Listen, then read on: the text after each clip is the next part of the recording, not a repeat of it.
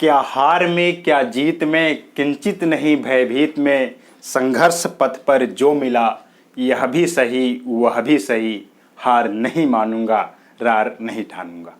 आइए दोस्तों, आज हम लोग भारतीय संविधान में संघ की न्यायपालिका की बात करते हैं, सर्वोच्च न्यायालय उच्चतम न्यायालय की बात करते हैं। संघ की न्यायपालिका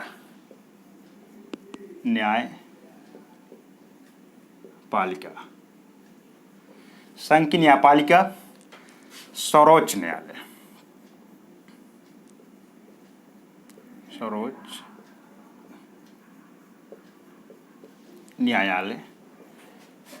उच्चतम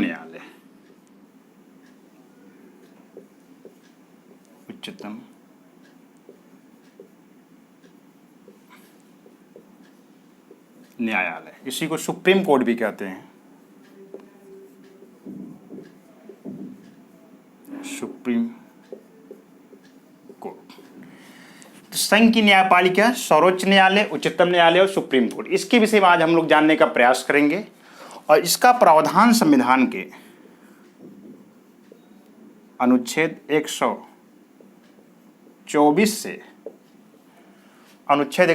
से 147 तक किया गया है। 47 तक प्रावधान है। संघ की न्यायपालिका सर्वोच्च न्यायालय उच्चतम न्यायालय सुप्रीम कोर्ट, ये सारी चीज़ें एक ही हैं।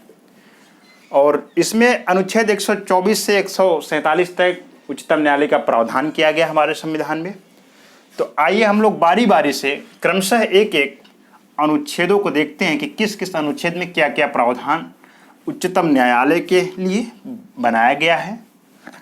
और अनुच्छेद 124 की अगर बात करते हैं,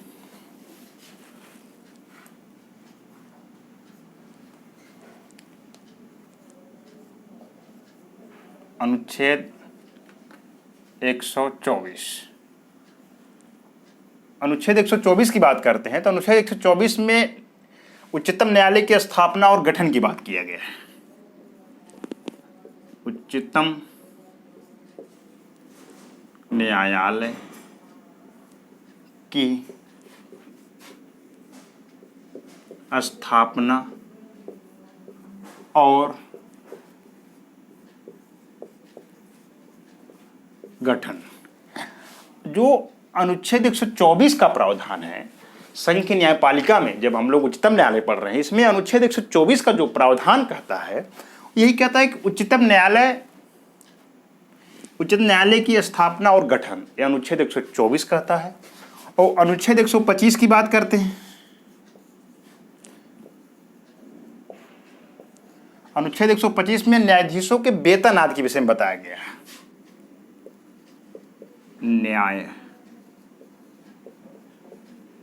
न्यायाधीशों के वेतन।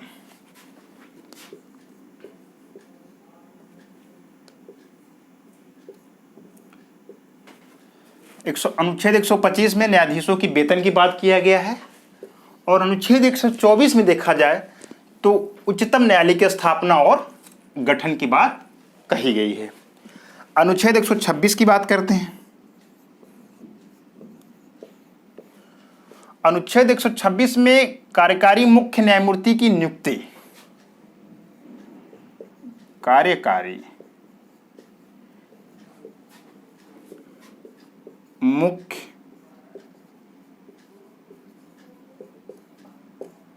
न्यायमूर्ति की नियुक्ति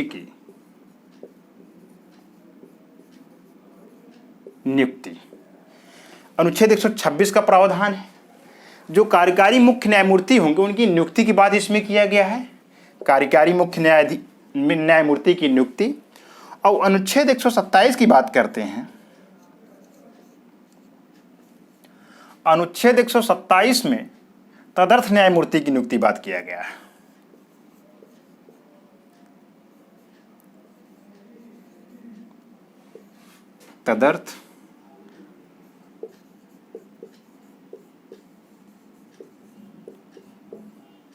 तदर्थ न्यायाधीशों की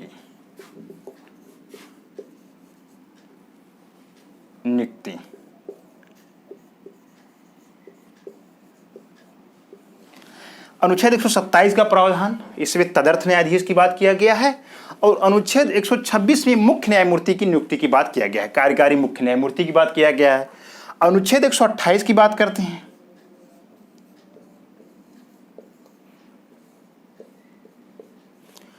अनुच्छेद 128 में उच्चतम न्यायालय की बैठकों में सेवानिवृत्त न्यायाधीशों की उपस्थिति, सेवानिवृत्त न्यायाधीशों की बात किया गया है। सेवानिवृत्त न्यायाधीश,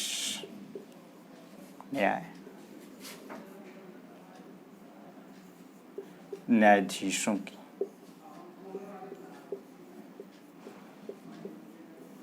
उल्लेख है।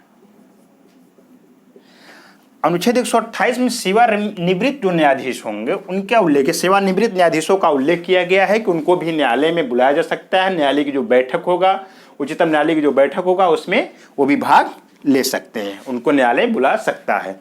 ये तो अनुच्छेद 128 तक की बात हो गया। 124 में उच्चतम न्यायालय की स्थापना और गठन की बात किया गया है। 125 में न्यायाधीशों की वेतन की बात किया गया है। और 126 में मुख्य कार्यकारी न्यायमूर्ति की बात किया गया है। और अनुच्छेद 127 में न्यायाधीशों की नियुक्ति की बात किया गया है, तदर्थ न्यायाधीशों की नियुक्ति की बात किया गया 127 में। और 128 की बात किया जाए तो इसमें सेवानिवृत्त न्यायाधीशों का उल्लेख किया गया है कि न्यायालय, उच्चतम न्यायालय सेवानिवृत्त न्यायाधीशों को भी अपनी बैठकों में बुला सकता है। तो ये तो अनुच्छेद 128 तक हो गया। अब हम लोग अनुच्छेद 129 की बात करेंगे। अनुच्छेद 129 का जो प्रावधान है उसमें उच्चतम न्यायालय का अभिलेख न्यायालय होना, ये अनुच्छेद 129 का प्रावधान है। अनुच्छेद 129 उच्चतम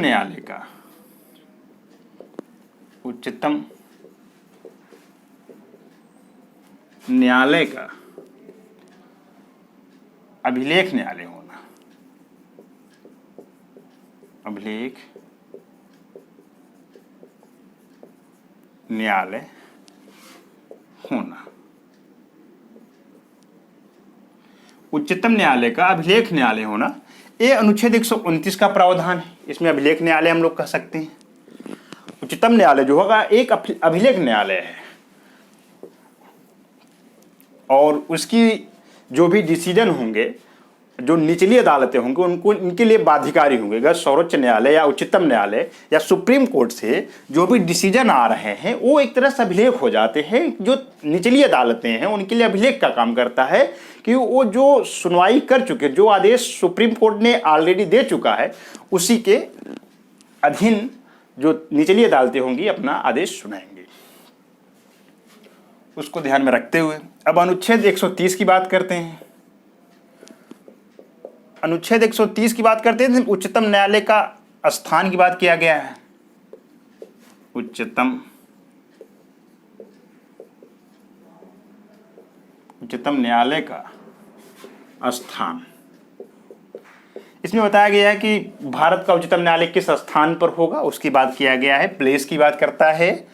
और अनुच्छेद 131 की बात करते हैं। 131 में उच्चतम न्यायालय की आरंभिक अधिकारिता, उच्चतम न्यायालय की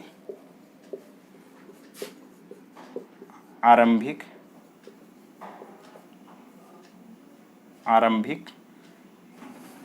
उच्चतम न्यायालय की आरंभिक अधिकारिता,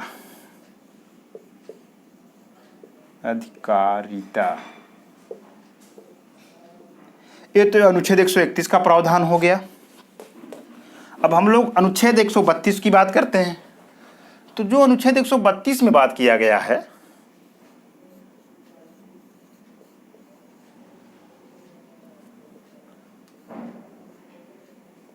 अनुच्छेद 132 में बताया गया कुछ मामलों में उच्च न्यायालय से अपील में उच्चतम न्यायालय की अपीली अधिकारिता, मतलब कि हाई कोर्ट, उच्च न्यायालय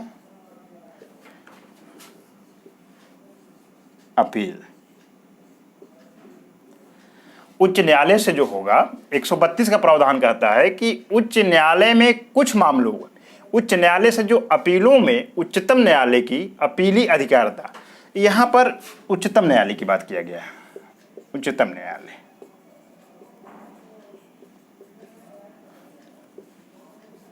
की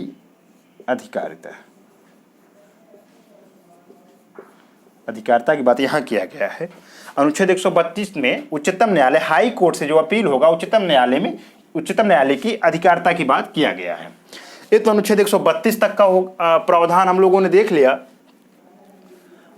अब हम लोग अनुच्छेद 133 को देखेंगे कि 133 में क्या प्रावधान बताए गए हैं। अनुच्छेद 133 जो है अपील से संबंधित है। अनुच्छेद 133 133 अनुच्छेद 133 जो है उच्च न्यायालयों से सिविल विषयों में से संबंधित अपीलों में उच्चतम न्यायालय की अपीली अधिकारिता। तो यहां पर फिर उसी बात को किया गया है कि उच्च न्यायालय जो होगा, उच्च न्यायालय ये जो अपील करेंगे,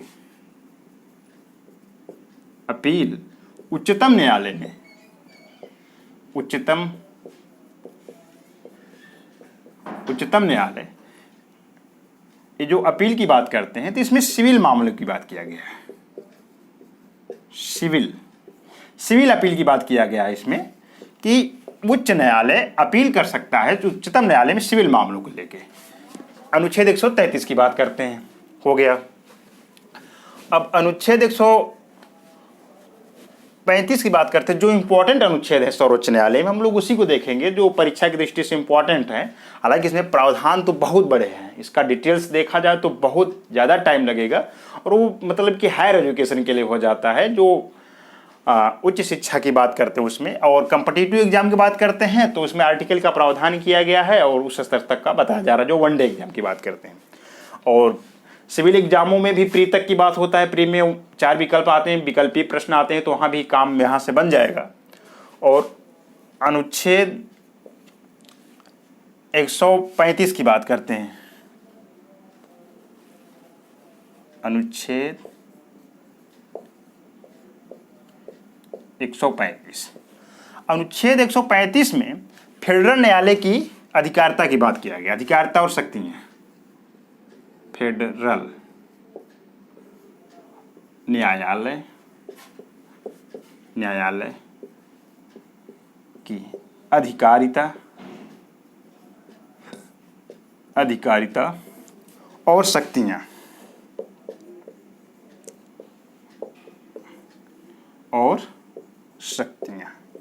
तो अनुच्छेद 135 में देखा जाए तो इसमें फेडरल न्यायालय की अधिकारिता और शक्तियों का उच्चतम न्यायालय की बात किया गया है। उच्चतम न्यायालय, तो अनुच्छेद 135 की बात किया जाए इसमें फेडरल न्यायालय का उल्लेख किया गया है, और उसमें फेडरल न्यायालय की अधिकारिता और शक्तियों का उल्लेख किया गया है उच्चतम न्यायालय के विषय में। और अनुच्छेद 136 की बात करते हैं, अनुच्छेद 136 में अपील के लिए उच्चतम न्यायालय की विशेष इजाजत, अपील के लिए उच्चतम न्यायालय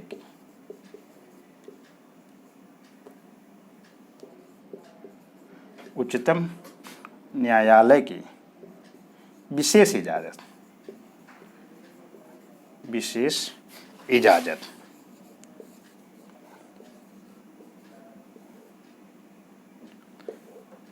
तो अनुच्छेद 136 कहता है अपील के लिए उच्चतम न्यायालय की विशेष इजाजत की बात करता है। इसमें विशेष इजाजत की बात किया गया है। 136 हो गया। अब 137 की बात करते हैं, 137 की बात करते हैं।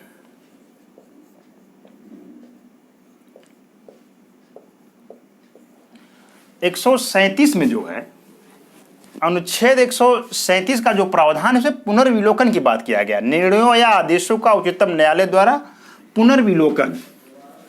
अनुच्छेद 137 कहता है निर्णयों या आदेशों का न्यायालयों द्वारा पुनर्विलोकन की बात किया गया।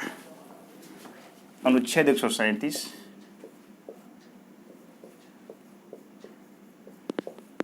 निर्णयों या आदेशों का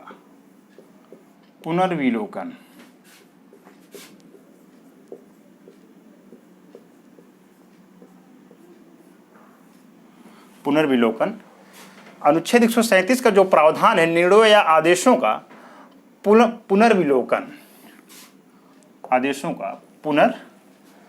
मतलब कि रिव्यू, इसका पुनर्विलोकन किया जाता है। जो उच्चतम न्यायालय है अपने आदेश को पुनर्विलोकन कर सकता है, उसको एक बार फिर से रिव्यू कर सकता है, उसके पास यह अधिकार है। ये 137 के तहत किया जाता है, जो कि भारतीय संविधान के अनुच्छेद 137 बताया गया है। संघ की न्यायपालिका को जो हम लोग पढ़ रहे हैं, इसी में अनुच्छेद 137 का जो प्रावधान है निर्णयों या आदेशों का उच्चतम न्यायालय द्वारा पुनर्विलोकन की बात किया गया है। ये तो इसी को जुडिशियल रिव्यू कहते हैं, न्यायिक पुनर्विलोकन। न्यायिक पुनर्विलोकन इसी को कहा जाता है। ये तो अनुच्छेद 137 तक की बात हम लोगों ने कर लिया। अब अनुच्छेद 139 को देखा जाए, इंपॉर्टेंट है।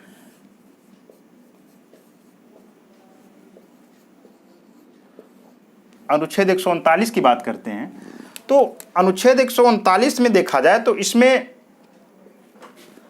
रीट की बात किया गया है। अनुच्छेद 139 में कुछ रीट निकालने की शक्तियों का उच्चतम न्यायालय को ही प्रदत्त किया जाना, रीट की बात किया गया है। रीट निकालने का उच्चतम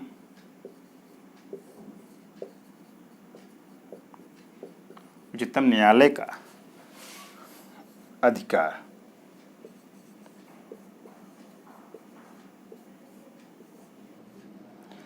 अनुच्छेद 139 में कुछ रीट निकालने की शक्तियों का उच्चतम न्यायालय को प्रदत्त किया जाना, मतलब कुछ रीट निकाल सकते हैं, कुछ रीट की बात करते हैं, कुछ रीट निकालने का उच्चतम न्यायालय का अधिकार है। इसको हम लोग देख लिए। अब जो अगला अनुच्छेद है, जो अनुच्छेद 140 की बात करते हैं, यही देख लिया जाता है। अनुच्छेद 140 में उच्चतम न्यायालय की आनुषांगिक शक्तियां बताई गई है। उच्चतम न्यायालय की आनुषांगिक शक्तियां।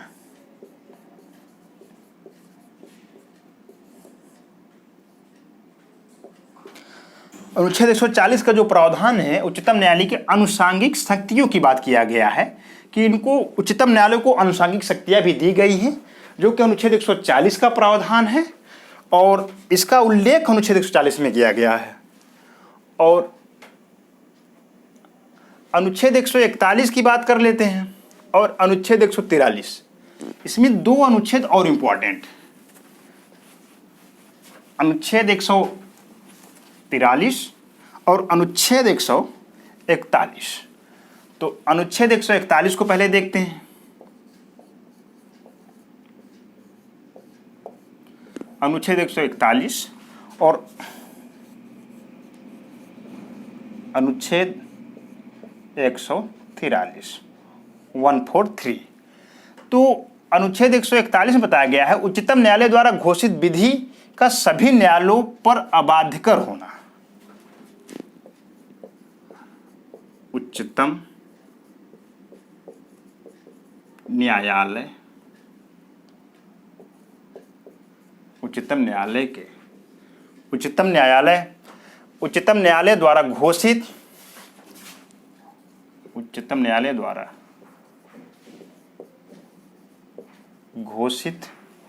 विधि उच्चतम न्यायालय द्वारा घोषित विधि का सभी न्यायालयों पर अबाध्य कर, विधि का सभी न्यायालयों पर अबाध्य कर।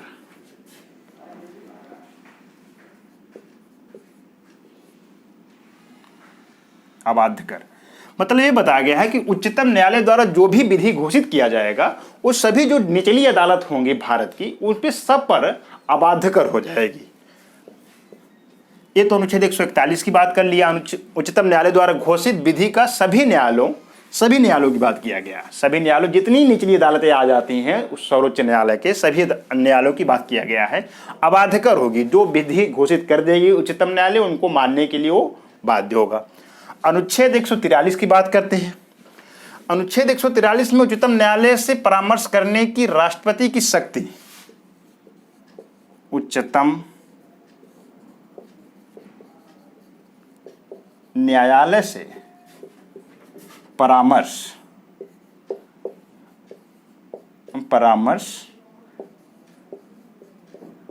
करने की राष्ट्रपति की शक्ति। राष्ट्रपति की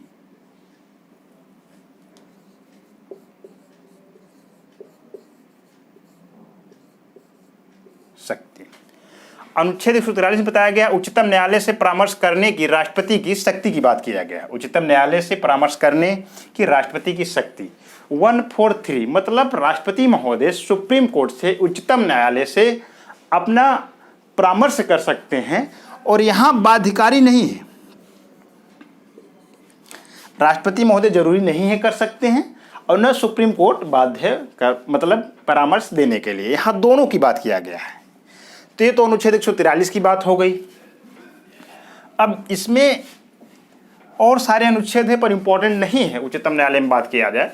जो इंपॉर्टेंट थे उसकी बात हम लोगों ने कर लिया और एक बार इसको पुनः एक बार तेजी के साथ देख लेते हैं कि इसमें क्या क्या चीज़ों का उल्लेख किया गया जो वेरी मोस्ट इंपॉर्टेंट, जहाँ से क्वेश्चन की बात किया है और आया है। आयोगों ने पूछा भी है, वनडे एग्जाम में भी वहाँ से क्वेश्चन पूछे गए हैं।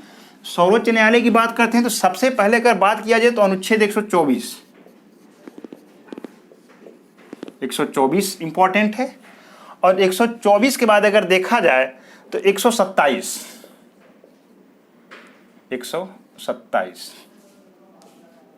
तदर्थ की बात करता है, तदर्थ न्यायाधीश। और अनुच्छेद 124 उच्चतम न्यायालय की स्थापना और गठन।